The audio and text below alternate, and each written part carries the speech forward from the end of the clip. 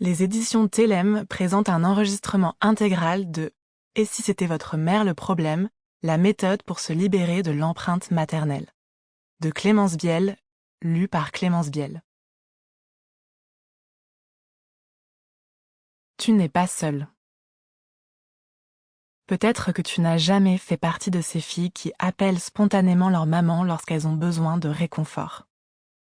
Celles qui confient leurs doutes et leurs peurs à leur mère sans avoir la certitude d'être totalement comprises, mais en étant assurées d'être acceptées et écoutées, sans condition. Peut-être que tu aurais adoré former un duo complice avec ta mère, pour passer de bons moments ensemble, partager vos joies et vos difficultés, vous encourager et vous inspirer l'une l'autre. Mais si ce livre t'a interpellé, tu fais sans doute plutôt partie de celles qui ont toujours eu une relation épineuse avec leur mère. Celles qui n'ont jamais pu compter sur le soutien inconditionnel de leur maman, parce qu'à la maison, ce soutien avait toujours un prix, le sacrifice de ton identité et de tes propres besoins. Peut-être que tu fais partie de celles qui appréhendent les repas de famille, en particulier la fête des mères, parce que tu te sens déchirée entre le sentiment de subir la relation et la culpabilité de ce que tu ressens. Peut-être que tu n'en parles à personne parce que culturellement, le lien entre une mère et sa fille est considéré comme le plus fort qui existe.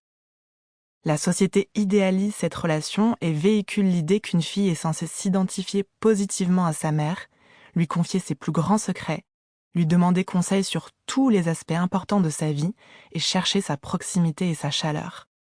Un tableau certainement bien loin de ta réalité.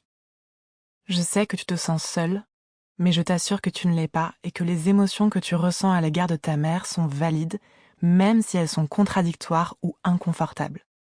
Elles ont le droit d'exister, puisqu'elles existent.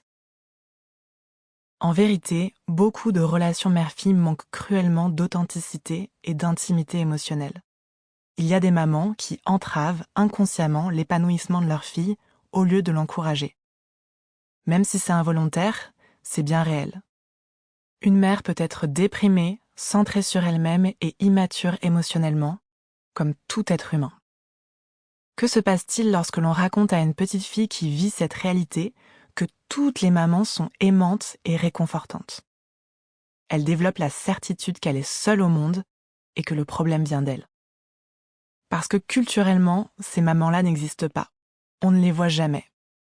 D'après notre culture toxique, il n'y a que 2 types de relations mère-fille dysfonctionnelles qui existent. La première option, acceptée par la société, c'est celle de Sample complete. Ready to continue?